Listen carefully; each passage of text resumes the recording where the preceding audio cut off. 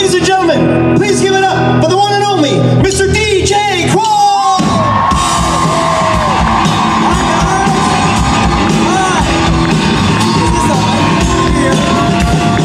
Please do what I want, boys. Ain't no time. Thank you, sir. Free, do what I want. Ain't no time. 1, 2, 3, 4. Thank you for that introduction. Thank you so much. That was awesome. Hey guys, thank you for coming to see me. I fully expected it to be nobody here, but there's a lot of people here. Yeah, right? Love this. It's a pretty good Thursday crowd. Okay, so listen. So, is anybody even know a panel? Show of hands if you've ever been to one of my panels before. Okay, this is gonna be good. So look, I run my panel like a game show. I call it the world's crappiest game show. Well, it just got crappier. So let me tell you what happened. So how I run this, I'm gonna pick a number before we start, between 1 and 100, right? I'm gonna write it on this piece of paper. Then every time you ask me a question, you're gonna, at the end of it, when I answer it, you're gonna give me your name and your guess at the number. And the person closest to the number wins, right? Easy, easy. Usually you get an 18-karat gold-plated toothbrush, but you do not get one today, and here's why. So they fumigated my house. Oh, I'm in the shadows. They fumigated my house for termites. I wish I could show you the photo. It's the most festive termite tent you've ever seen. Like out of a Tim Burton movie. So, but anything that you leave in that goes in any orifice of your body, you can no longer use. And so you can't, so the toothbrushes, there were 4 left, and the factory that makes them is in Italy, which in Italy is also closed. So what I did was, there's a section of Actors Candy on a table back there, so I Purelled my hands and picked some and put it in this pocket. Okay? So whoever wins this is gonna win a crappy batch of Actors Candy. Okay? Is that good? All right. So I'm going to pick a number right now between 1 and 100. Am I on cam? I am on cam. Okay, hold on.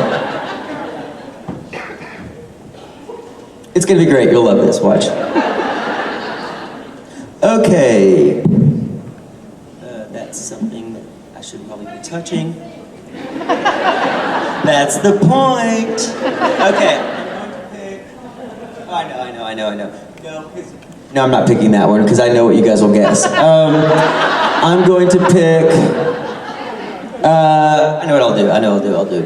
Okay. You're never gonna guess this one. It's such a good number. 2. Hey guys. Okay, now we can get this on the road. Like I'm sure every actor is gonna tell you for the entirety of this thing, it really sucks that we can't touch each other. I'm really sorry, but it really is for our own safety. I gotta tell you though, I'm probably the guy who's gonna die from it, but I'm telling you, I'm not worried about it. I'm really not worried about it. Here's what's happening, before we get into this, and this is not a lecture, this is just what I feel. And I get to talk because I have a microphone. I really feel like that, like with the Trump presidency and everything happened, this is not a political statement at all. What's happening is that the media has realized that they've become clickbait, right? So it's like, it used to be like, the news would be like, what cereal could kill your child? Film at 11, you know what I mean? And it was like, if your child ingests puts a bunch of Cheerios up their nose, they could die, right? Like, it's all fear. And like, I was in Hong Kong during H1N1. Is that what it was? Yeah, and I'm fine, look at me. But we're trying to protect you, and I know that I'm sort of known for Garth hugs, and I love giving them out, and I can't this time, but I will come back here another time and hug you all, I promise. Okay, so let's get started. If you guys want to line up for, we already have started lining up for questions. So look, you can ask, there's nothing that you cannot ask me. There's nothing off limits at all, be it my personal life or about the show. If I don't want to answer it, I will tell you. Okay? All right, so there's only one line, right? Because it's usually on two sides, it's just one line, right? There's two. Where's the other line? Oh, that's good, because I would have totally left you guys out. Okay, so since I'm going to start with the ignored line first. You're the good line, they're the ignored line, okay? All right, hi, I'm DJ, ask your question. Hi DJ, I'm Tina. You tell me that at the end, because I won't remember it. I was going to say I'm Tina and I love you too, but the question I wanted to ask is, we really loved you in Man in the High Castle, in addition to as Garth. Thank you. I see a lot of similarities between Garth and Ed McCarthy, a little bit hapless but also fiercely loyal to their friends and somehow managing to come out okay in the end. Thank you, and they're wearing the same person's underwear. Well, see, that was my question for you, not the underwear.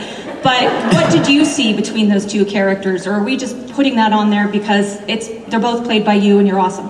Thank you for that.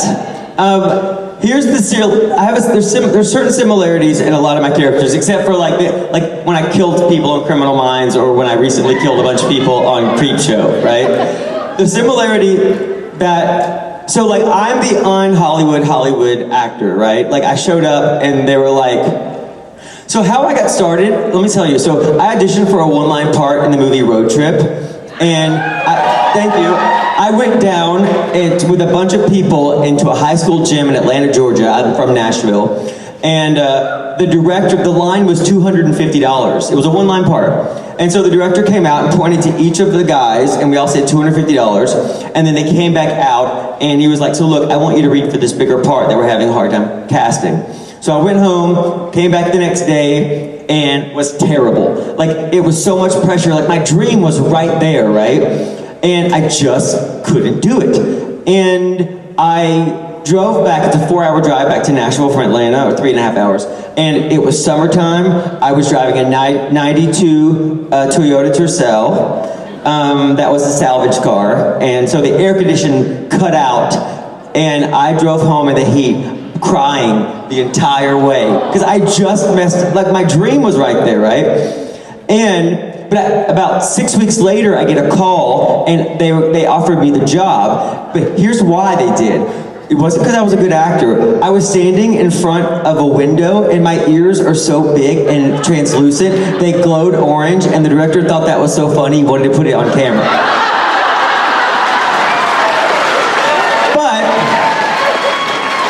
And I've always hated my ears, and now I love them. Because my ears changed my life, the DJ Qualls story. So when I came out here, like when I first came to LA, I started working a lot. Like I did 12 movies really fast, like in like 4 years or something. And I realized that the reason why I kept getting cast is because I always lead with the truth, right? Like I know what I'm dealing with, I know who I am. I think I have a certain emotional availability that a lot of actors don't do, and I try to imbue my characters with that kind of availability, right? And so I think that's sort of the through line to all my characters. You know, the gay storyline for him, I made them right. So it was a really nice thing, and I know that everybody knows I just came out, right? Yeah. Be truthful to yourself, right? And here's the thing, I was never in. Like, but the reason why, and then these next answers will not be this long. The reason why I did it was because, the reason why I didn't do it is that I was out at 19 to everybody that knew me. I made my first movie when I was in my 20s. Ivan Reitman, the producer of Road Trip, told Sean William Scott at a press conference that he almost didn't hire him because he thought he was gay. In 2000, he said that. That told me everything I need to know about Hollywood at the time. Shut your mouth, or this will be taken from you. And and how it wound up happening was one of my best friends is a comedian, a guy named Jim Jeffries, and he's great, right? I love this guy. So I accidentally called Elton John a fag at a concert, and it was not my fault. I don't say that word, but Elton John, we were at his farewell concert, and we were his guests. And, because being famous is awesome. And I'm not gonna lie to you. And so, we were Elton John's guests, and so we're sitting there, and Elton comes out, and toward the end of his concert, and he's like he's getting up there, right? So he hobbles out, and he gives this like speech of gratitude, talking about his fans saved his life when he was on drugs. And this is he's like, yeah, I may do a residency, but I'm never ever going to tour like this again. This is it. And does this. Well, Jim has had a child, and he's famous for saying the see you next Tuesday word, like he's really brash. And he's had a child, and his mother died this year, and he was like, maybe I should do a moment of gratitude. And I'm like, you're famous for saying see you next Tuesday, dude. You do that, your fans are all assholes. At some point, they'll do this. Fag to you, but I said it right as Elton John stopped talking about Jim. An entire crowd of people with those light up sunglasses that you could buy at an Elton John concert turned around and looked at me like this. And Jim was like, no, my mate's gay. And I was like, it's not about him, it's about us. Anyway, so he's now doing a new tour, and he's telling this story, right, on his tour, and somebody videos it and sends it to me, and I wasn't there for it, and he killed with this story. But he didn't say my name because I wasn't publicly out yet, right? So a couple weeks later, I go down to San Diego to see him, and I'm in the wings. Like, he's me, and I'm also me. And so I'm here watching him doing this, and because I'm backstage, he almost says my name twice. And I'm like, this is so dumb. This person loves me so much. He would never want to harm me, but he's afraid of telling something about me that it's inconsequential. So I went on stage and went, that story's about me. And he went like this. Really, mate? You want to do that here? You want to do that here, mate? And I'm like, why not? I sat down, my social media went crazy, my publicist calls me, it's like 11:30 at night, she's like, you have to make a statement right now. So that was my statement. Anyway, guys, I swear I'm gonna hurry this along. I wish they would make my panel an hour or an hour and a half, because send an email or a tweet or whatever. Hey, what's your name and your guess? It was Tina. Tina. And you have to guess the best number, 42. Thank you, Tina, 42. All right. Hey, y'all. Hello. I was just wondering. Who is that? Nick. Oh, hey, Nick. I know Nick. I was just wondering, what's been your favorite moment of playing Garth? My favorite moment of playing Garth? Ooh, that's a good one. That's a really good question.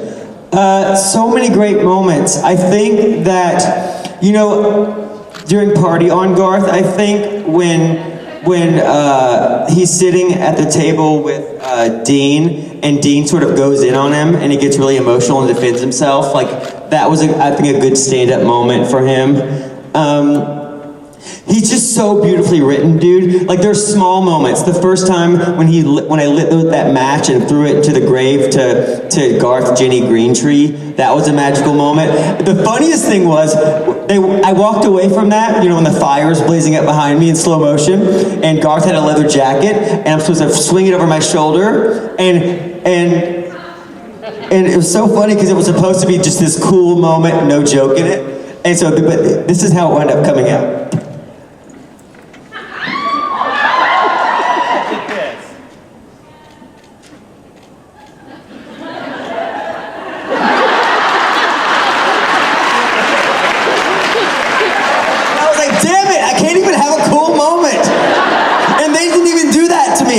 To me. Yeah. So that. Okay. Nick, tell me your number. 28. Okay. You're not going to win. I'm kidding. Okay. Hi. Hi, DJ. I'm Wendy. It's nice to see you again. See you. My question is, what is the most interesting thing you've had to learn to do for a role? Well, I had to learn to tap dance. Let me tell you what they did to me. So I'm at Burbank Con, creation show there, and that was a fun time. It was my first con here in like 4 years with creation. So I'm back in the fold now, so you'll be seeing a lot more of me, hopefully. Send tweets or emails or whatever. Wait, what was your question? What was the most interesting thing you've had to... Oh yeah, tap dancing. Let me tell you what they did to me. So I'm at Burbank.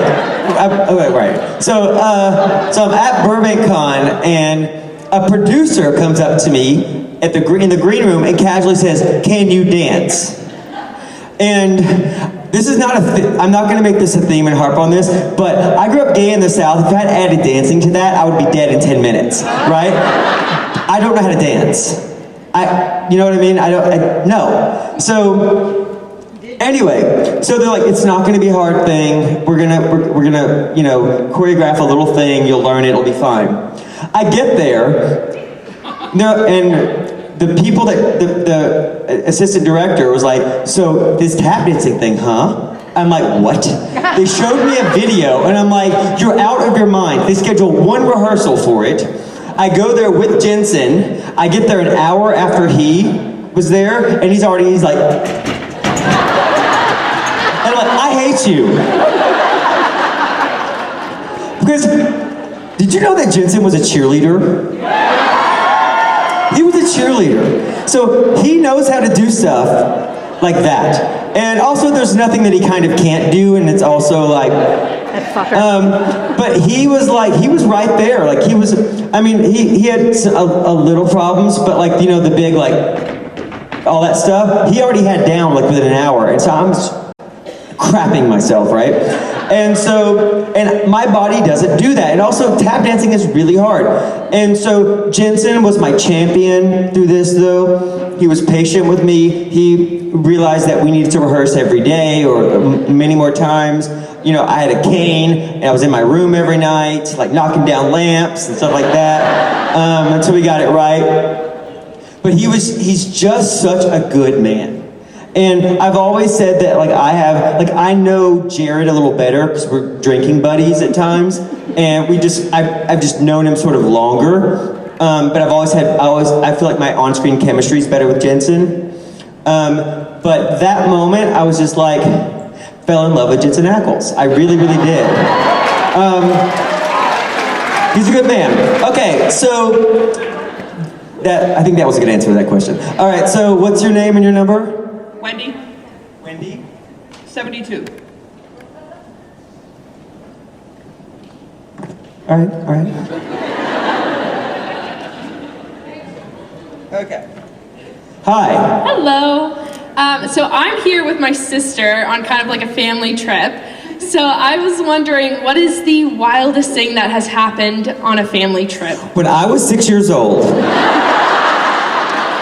my dad,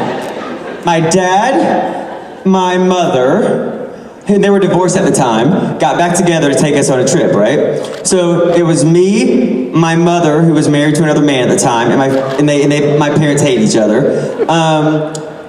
And I was 6, my brother was 2, and my sister was 4. So, my sister's here, my brother's in a car seat here, I'm right here, and we went on a day trip to Memphis to the zoo, and on the way there, I had to pee really bad, and my father will not stop for anything ever, right? Like on road trips, he does this. Look, it's Las Vegas!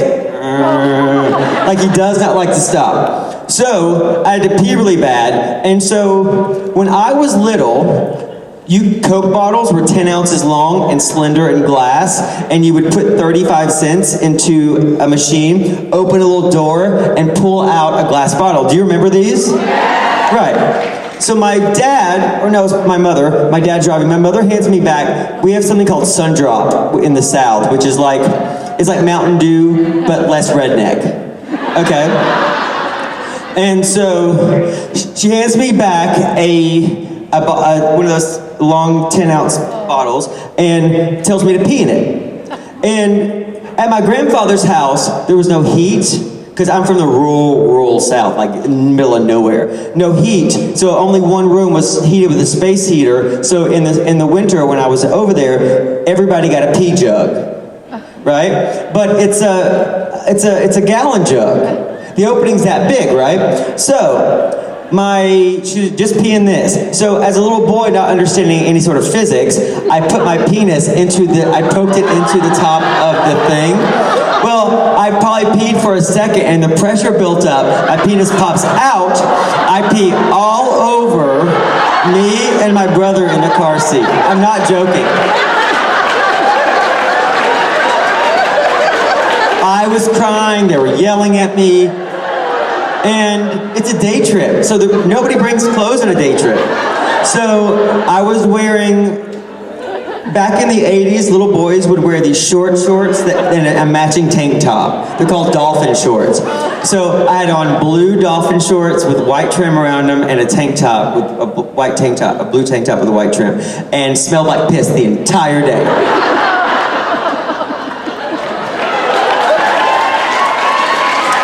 Yep, that happened. Okay, and they love to tell me about this story like it didn't happen to me. Remember that time you peed all over you and Eric? I'm like, yeah, guys. Okay, so what's your number and your name and your guess? My name is Alyssa, and my guess is 68. Okay, thank you so much. Yeah, thank you. Hello. Hello. So, how obnoxious was it having to act in the werewolf makeup with the contacts and the teeth and everything? It really, really sucks. The first generation of teeth were the worst. Well, actually, the claws were the worst. All my stories do not revolve around my penis, but I have to tell you another one. So the first generation of claws were the kind that went all the way down to the knuckle, and once they were on, they were on. And the new generation of claws are like Lee press-on nails. They just go here, right? There's some gunk, there's a cloth, gunk around it, and then they just press it on. The first generation of claws are easier they don't come off. So they're easier, they look better, and you can do more stuff with them. But they're on you. So they're on you, and you can't go to the bathroom by yourself. So I had to go to the bathroom. I had to pee, so I went to the porta potty, and I go there. It was when we were shooting the scene where I had to jump on Alex. Remember that scene? And I'll tell you about that in a minute. So I went in, and I couldn't get my pants all the way up, and so I backed up and looked. I was like, "Is anybody out there?" This male, I'm like, "Yeah." So a production assistant comes up and pulls my pants up behind, which is fine, but right? Okay. So to remedy that situation, I just did this, and I cut the top. I did too. I really did. So then I'm talking to makeup, and I was like, "Why do these claws have to be so sharp?" And she was like, "They don't. You can file those down." Anyway, but the teeth were the worst because you can't talk with them. And poor Alex. I had to be on top of him, going, right? And doing this. Trying not to drool on him. And I'm like, I'm going to try so hard not to drool on you because gravity's working against us, right? And he was like, okay, just try your best. And I didn't, and I was really proud of it, and it really, really bonded us. We're really good friends now.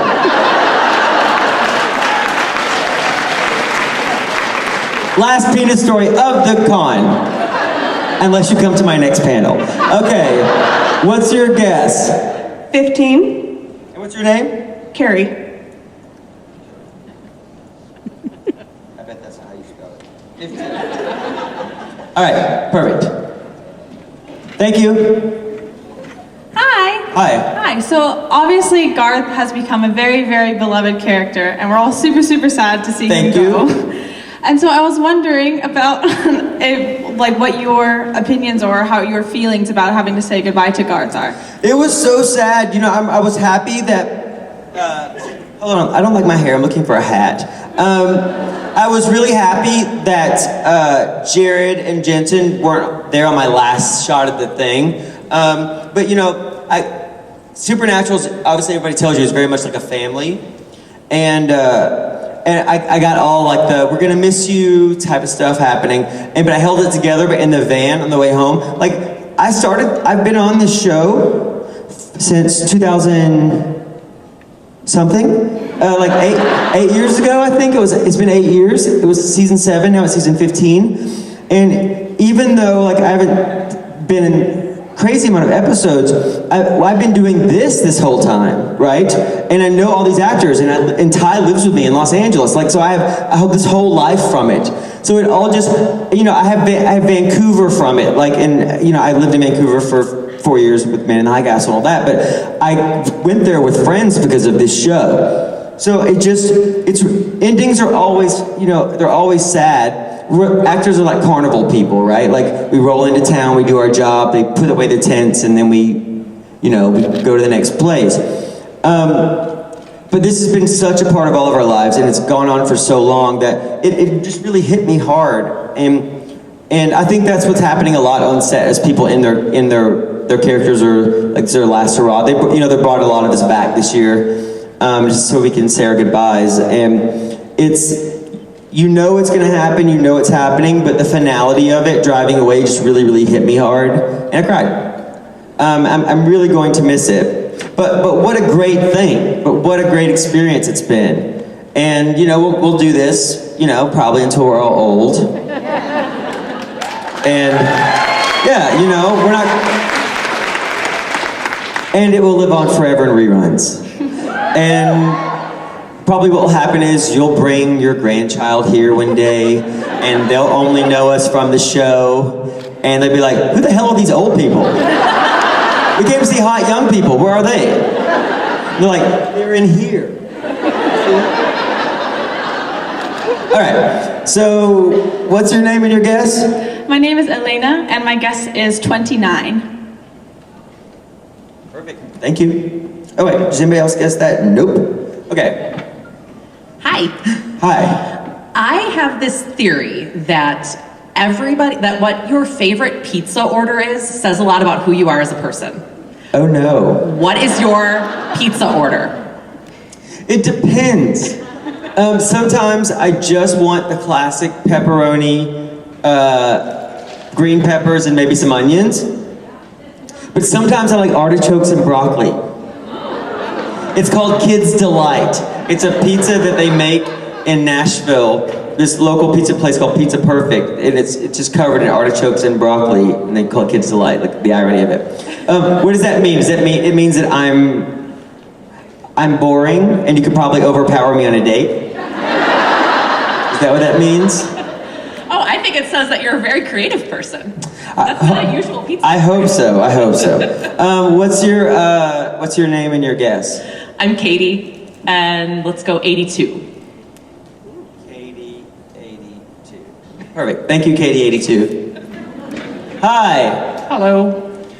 I follow you on Instagram, so I've seen some of the artwork you've posted that you've been collecting or contemplating. Yeah. I'm just wondering if you tell us like what draws you to a piece, or what your favorite type is, or what your favorite piece is. You know, it's interesting. Like you know how like you see somebody who loves music, like they'll listen to a song and it sort of changes their demeanor, it like hits them in a real visceral way, right? Music doesn't do that for me. It's like music's nostalgia. Like I'll be like, oh, I remember what I was doing when that song was popular. It's like, it gives me those kind of feelings. But for some reason, visual stuff like art, it touches me in a way that it's hard for me to explain. My first love with art was old masters paintings, you know, like portraits and that kind of stuff of people from like the 1500s, 1600s. And I have some of that Renaissance stuff. I have some of that. But then I discovered French paintings between 1870 and 1940. It's what we call modern art. And modern art ended in the 50s. Now it's contemporary art. So I really love that stuff. But it's gotten so expensive, because people don't realize this, but art is the only thing that you can buy or sell that is totally anonymous. Like, so people with a lot of dough are paying cash for paintings and hiding their money laundering, right? So that got too expensive, so then I started collecting ancient Egyptian crap. That stuff is still affordable. I bought a mummy mask last year that I've been looking for 6 years, and full transparency, those cost like about $7,000 to $10,000. I got mine for $1,200. Because I am a bargain shopper. If the toothpaste costs 15 cents less and doesn't rot your teeth, sold! Because every dollar you spend is one less dollar you have, and I always like I like to buy beautiful things. I like to buy art. And here's how I pay for a lot of the stuff that I buy.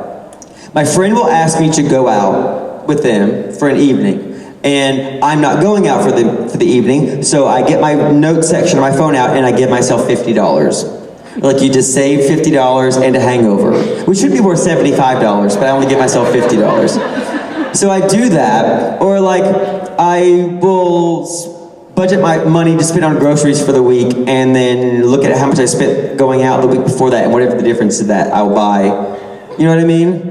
Like, I love being an actor, but it's at some point when you do something you love, it's your job. And I still get the magic feelings every now and then, and I still love doing it, but it allows me access to buy and learn about art. And so it makes me respect it way more now. Okay, what's your question, what's your number and your name? Marcy and 15. Perfect, thank you, Marcy, 15. Someone else picked 15. What? What? Someone already picked 15. I don't understand you. Say it all together from a bunch of different places to make it hard to understand. You say it. Okay, 10. Oh, y'all are good. Y'all are really good. Here's the thing, in the event of a tie, then I would just go back, I would wash my hands and get you some more actor candy. But you're right. You're right. Good looking out. Is it this side I should go to next? Okay. Hi, I was just kind of wondering, since you've been on the show so long, are there any points where you had wanted to like interject like anything you really would have liked to have done that you didn't get a chance to? Actually, no. There's nothing that I would want to interject. Like, I'm always surprised when I see an episode of like how they've edited or the music they choose. The show's pretty good. So, a lot of times, this is a trap. Remember when Joey was on Friends and he told that reporter that he writes a lot of his own dialogue? And then he got fired and they dropped him down an elevator shaft? In Man in the High Castle, I wrote a lot of my own dialogue because the writing was terrible. It really was. Like, we would show up an hour before we shot something and actors would rewrite the dialogue. This show, you don't need to do that. Also, when you're a guest star, you're playing in somebody else's yard. If it's my show, like if I'm a regular on it, you have a little more say. But honestly, I cannot even think of one instance, like I'm always just surprised. I'm surprised they used the take of me, putting the coat over my head accidentally. I was surprised Poison, the theme song, it's such a beautiful surprise. They do a pretty good job with this stuff. You know what, I wish they wouldn't have left me in the trunk for 2 weeks. They could have handled that better, and they knew they could have handled it better, so they had to add a line to an episode, because I asked if that line was in that episode. It wasn't, because they were like, oh wow, we left DJ in the trunk. Okay, what's your name and your guess? Sarah and 52. Perfect. That's a good one. Thank you.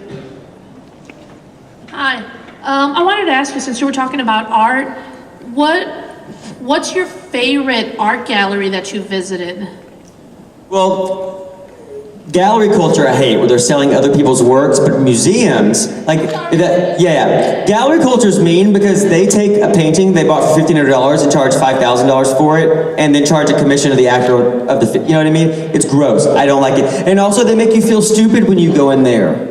Like, my favorite museum though, there's a little museum in Dunedin, like on the southern tip of, what's that place I go to where Bill runs the conventions? New Zealand. It's just this gorgeous, like 5-room museum that's beautifully curated. The Art Institute in Chicago is a treasure.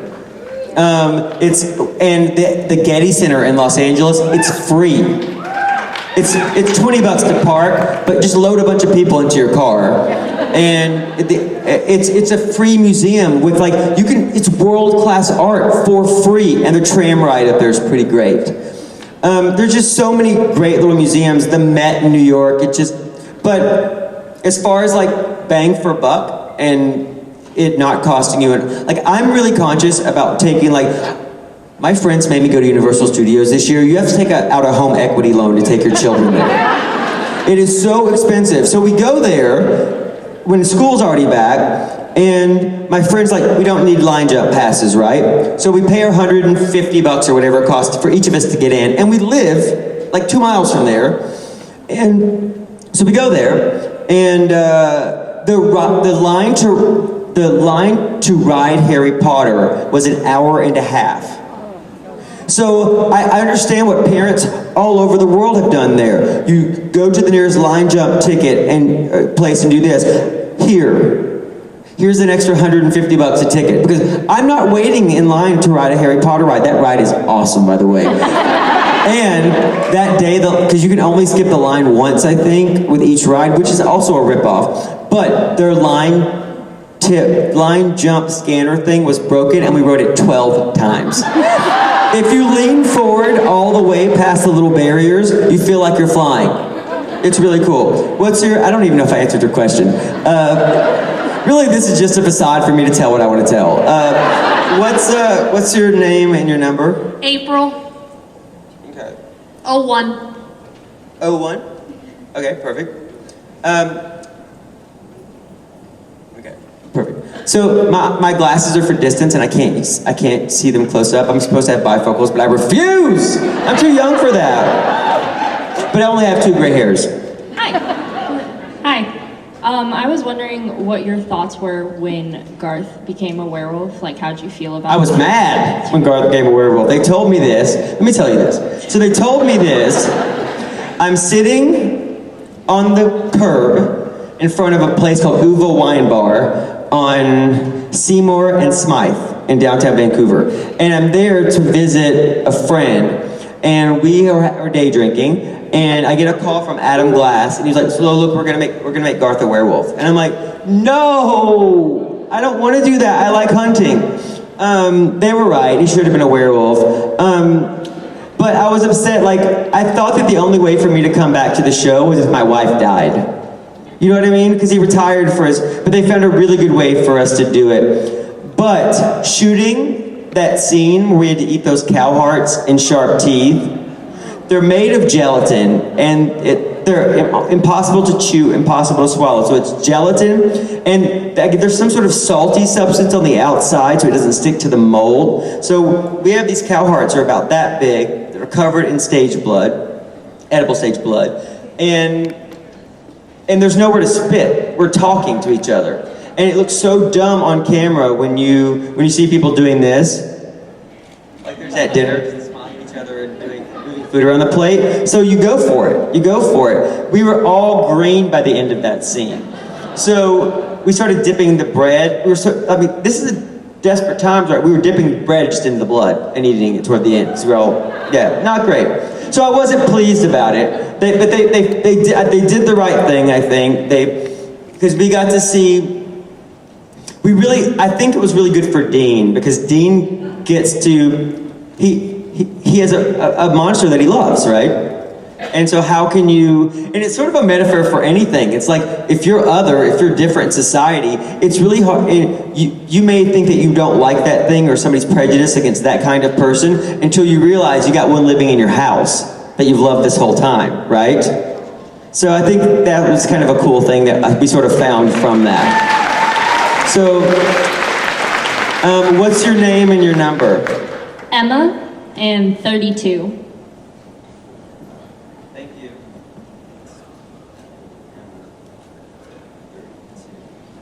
I just realized anyone could be videoing me saying what's your name and your number, and it could be turned into anything you wanted it to turn into. Hi. Wait, what are you saying there? 5 minutes? We gotta be fast. Hi.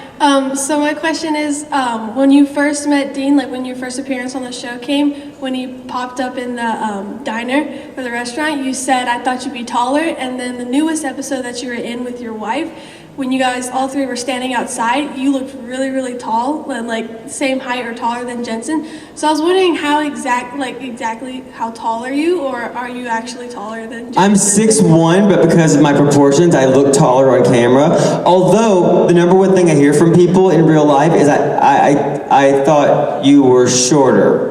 I thought you were short. So I must film short. I think they wrote, I thought you'd be tall. Did I say I think he'd be taller to me? Did I say that to him? You said I thought you'd be taller. I thought you'd be taller, right. That's what I thought. Because there's no way he would say that to me, because I think I am maybe an inch taller than he is in real life, yeah. And also as men, we have this dumb thing, and where we think somehow we equate somebody being taller than you to masculinity. It's so stupid. It's so dumb. You're 2 inches taller than me. Wow, what a big man. Well, you are a big man, right? But you know what I mean. All right, we're going quick with these. What's your name?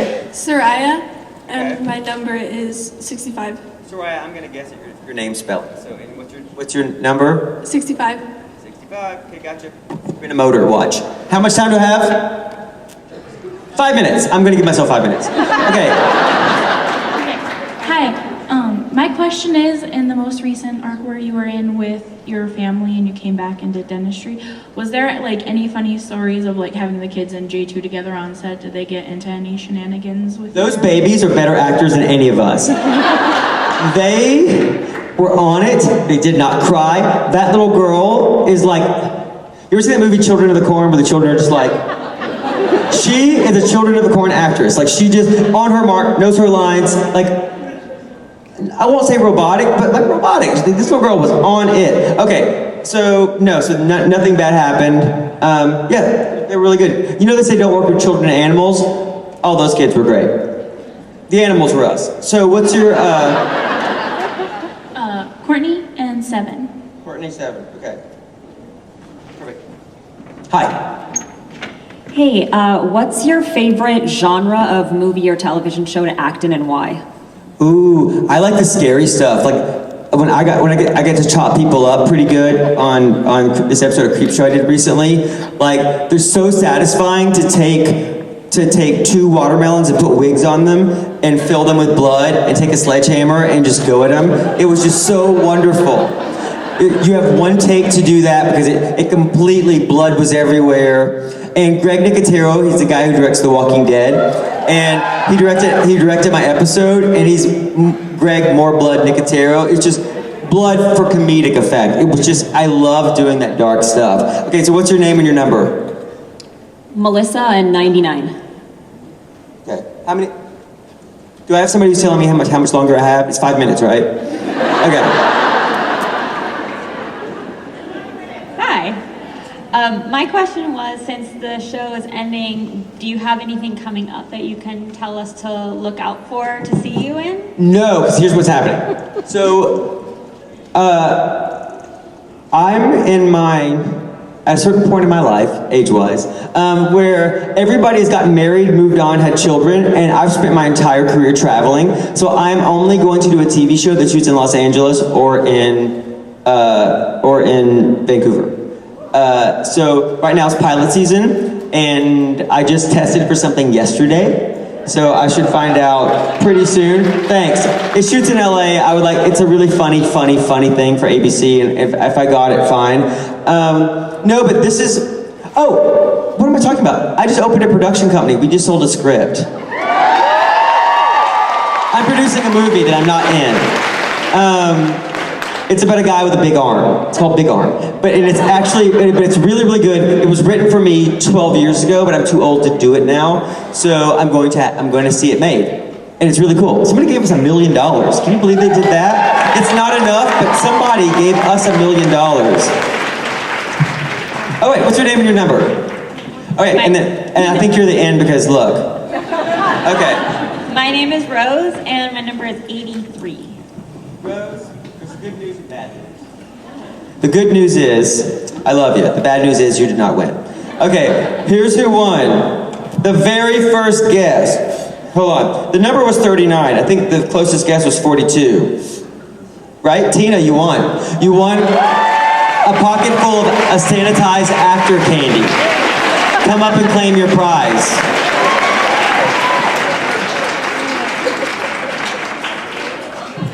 Hopefully they'll make those toothbrushes again. I'll be handing out gold toothbrushes like somebody should. You can't be a rapper without a gold-plated toothbrush. Okay, here you go. There you go. And none of that's gonna hurt you or give you, what's it, not swine flu, coronavirus. Okay. All right, guys, thank you so much. Ladies and gentlemen, DJ Qualls! Have a good weekend, I'll see you around.